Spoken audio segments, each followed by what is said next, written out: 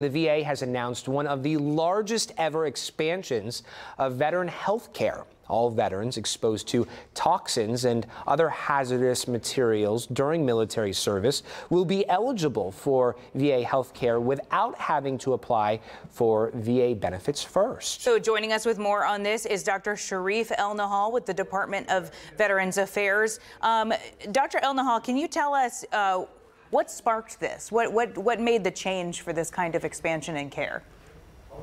Well, the president signed a really important law in the summer of 2022 that allowed us to expand more care and more benefits to veterans exposed to toxins during their service than ever before. And originally, that law called for new groups of veterans to qualify directly for VA health care, regardless of whether their conditions are associated with their toxic exposures, every 2 years leading up to 2032. But President Biden has decided to accelerate that eligibility all to Tuesday, March 5th of next week. That means any veteran deployed to the Gulf War or any of the post-9/11 missions, including Operation Enduring Freedom, Iraqi Freedom, New Dawn, will qualify for VA health care. On top of that, any veteran exposed to a toxin, things like pesticides, jet fuel, nuclear materials, and more, can also qualify even if they didn't deploy to abroad at all.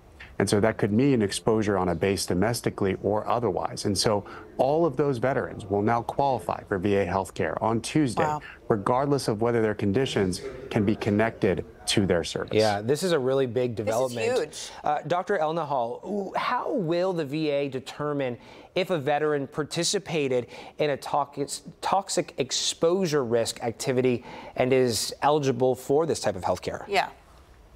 Two main ways. So if a veteran is not currently enrolled for VA health care, we will check every source possible, including records from the Department of Defense, large databases that have many exposures for many service members that we can look at and determine whether you qualify. On top of that, for veterans currently getting health care at VA but still have a chance to upgrade their priority group, meaning we can cover more of their health care costs, we're actively screening veterans across the country. In fact, we've screened more than 5.2 million veterans by asking them about their exposures and then confirming those exposures so that we can offer them VA health care. So many ways that we're trying to do this. We're trying every possible way for us to say yes as of Tuesday, March 5th.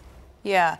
So I know you said that they don't have to be patients at the VA, but would that help? I mean, should they apply for veteran care at the VA? That's exactly the point. Millions more veterans can now be eligible for VA health care. So if they applied for health care before and had to be denied, chances are, again, any post-9/11 vet, Gulf War vet, veteran exposed to any of these toxins, we can now say yes to your health care, even if the conditions that you have aren't necessarily connected to your service in the military. So again, millions more veterans can now qualify. Dr. Elnahal, for folks listening right now, if they are a veteran or they have loved ones who are veterans, is there anything else you'd like to add for them to know moving forward? We are trying as much as possible to earn your trust and deliver health care to you across the country. In fact, VA health care has been proven to be either the same or higher quality than any of the other health care options you might have through peer-reviewed studies, but also star ratings like the CMS overall hospital quality star rating.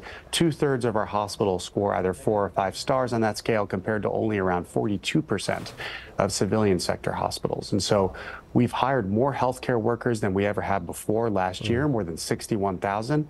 We're prepared to take you in and provide you the best healthcare we can. Please take us up on it. Dr. Elnahal, before I let you go, one more quick question. I mean, so we know that veterans are sometimes at higher risk for certain cancers. I'm specifically thinking of females with breast cancer, but they don't always know that that's linked to a toxic exposure they might have had. So would they still be eligible for this kind of care if they aren't even sure that it's linked to a toxic exposure? Well, the good news is for veterans who are exposed to burn pits, and by the way, we count every deployed post-9/11 veteran and Gulf War veteran, we presume that they were exposed to burn pits.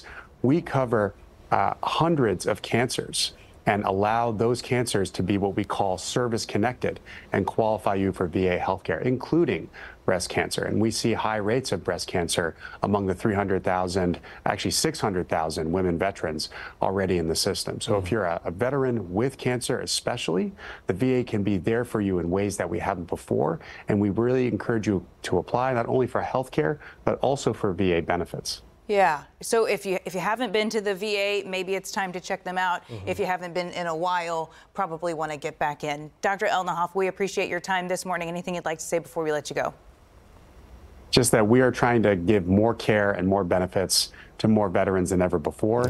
Yeah. We hope to earn your trust, so please apply. And one of the largest VAs here in the country is right in our neck of the woods in Houston.